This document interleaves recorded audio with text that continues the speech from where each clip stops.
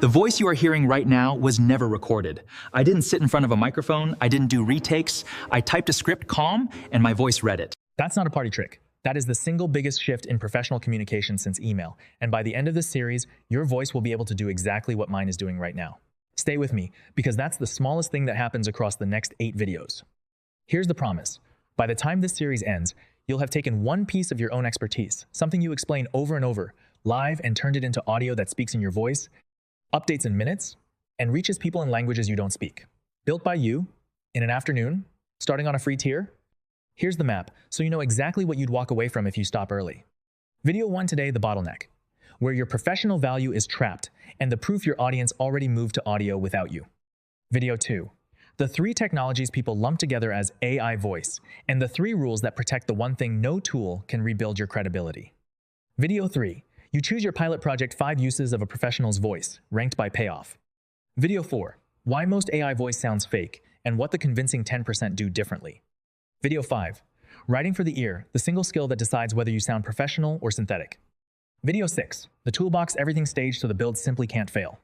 Video 7, the build blank screen to your cloned voice publishing in 2 languages, every click on my screen. And Video 8, the system how one narration becomes a weekly rhythm that compounds. But the build only works if the thinking is right. So today, the bottleneck itself. How much of your professional value is currently trapped, and the evidence that your audience has already moved to a format your expertise isn't in. Let's start with an uncomfortable inventory. Think about the most valuable thing you know professionally, the thing colleagues come to you for. Now ask, how does that knowledge actually leave your head? For most professionals, it leaves in exactly 3 ways.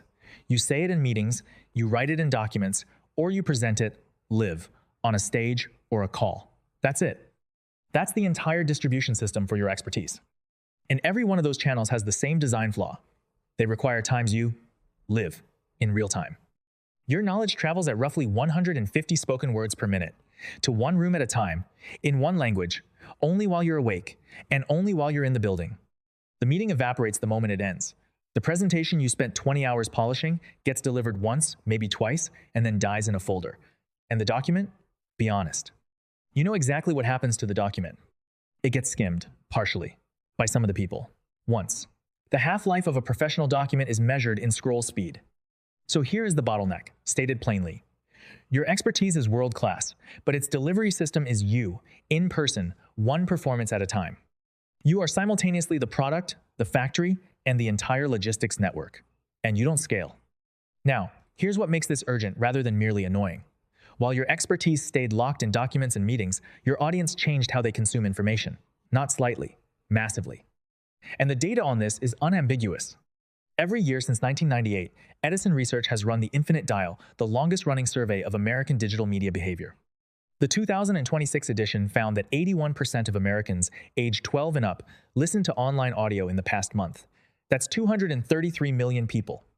76% listened in the past week. 81% monthly. 76% weekly online audio listening. Podcasts specifically? 80% of Americans have now listened to or watched one an all-time high, and 58% do so every month. That's 167 million monthly podcast consumers, a record in a single country.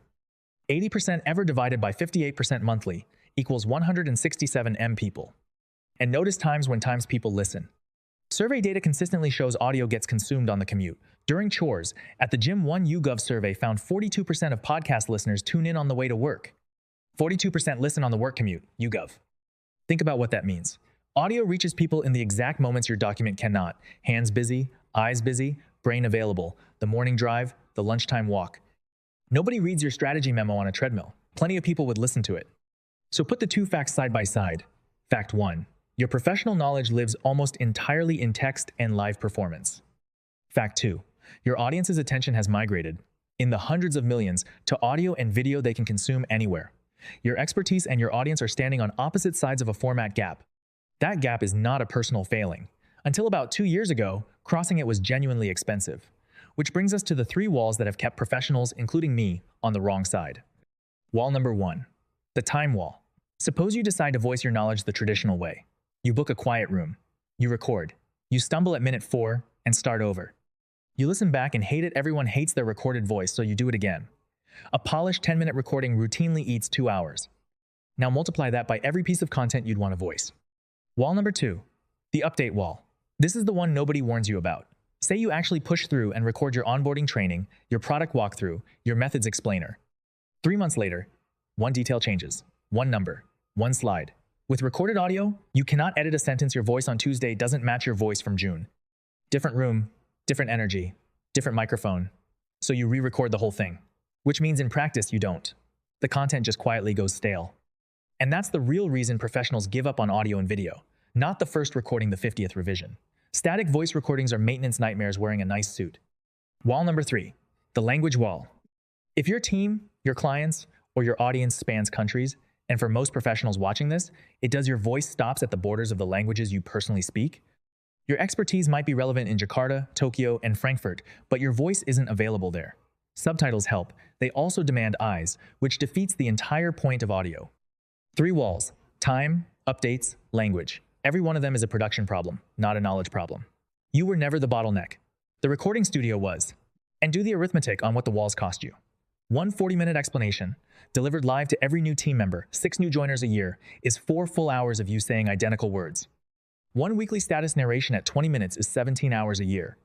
Voiced once by a clone you can update in seconds, both round down to nearly 0. That's the shape of the return we're chasing, not doing new work faster, but never reperforming old work again. So what changed? In one sentence, voice synthesis crossed the quality threshold where listeners stopped noticing. The robotic text-to-speech, you remember the GPS voice, the screen reader, that era is over. Modern voice AI produces speech with natural pacing, emphasis, and emotion. You've been listening to the proof for the last several minutes. 3 capabilities matter for professionals. First, text-to-speech. Type a script, get studio-quality narration in seconds from a library of voices. Second, and this is the one that removes the update wall voice cloning, record a few minutes of your real voice once, and from then on, your clone reads anything you type. Change one sentence in the script, regenerate, done. The Tuesday versus June problem disappears, because every version comes from the same voice model. Third, dubbing and multilingual speech. Your voice, its tone, its character speaking languages you don't. The language wall doesn't get climbed, it gets deleted. Full transparency, because that's the deal on this channel. The tool I use for all of this, including the narration of this very series, is ElevenLabs. It's the anchor tool of this arc, and in video 7 I'll walk you through it click by click. 2 things you should know now. 1. Everything I'll teach can be started on a free tier, so you can follow the entire series without spending anything. 2. The description of video 7 will contain an affiliate link, clearly marked if you eventually choose a paid plan through it. I may earn a commission at no extra cost to you. It changes nothing about what I teach or what I'd recommend. Transparency. Video 7's description will include a clearly marked affiliate link. Free tier covers this series. One more thing that needs saying early, because the internet is full of people saying it late. Cloning a voice comes with rules. Your voice, with your consent always, never someone else's. And when AI narration is used in professional contexts, disclosure is good practice. I do it, and I'll show you how to do it without it being weird. We'll cover the ethics and the etiquette properly in the next video, because a professional's credibility is worth more than any tool. And to be precise about what this is times not, AI voice does not create your expertise. It doesn't write your ideas, verify your claims, or earn your credibility. It multiplies delivery, nothing else. The thinking stays yours. That division of labor, human judgment on one side and machine delivery on the other, is the entire philosophy of this series.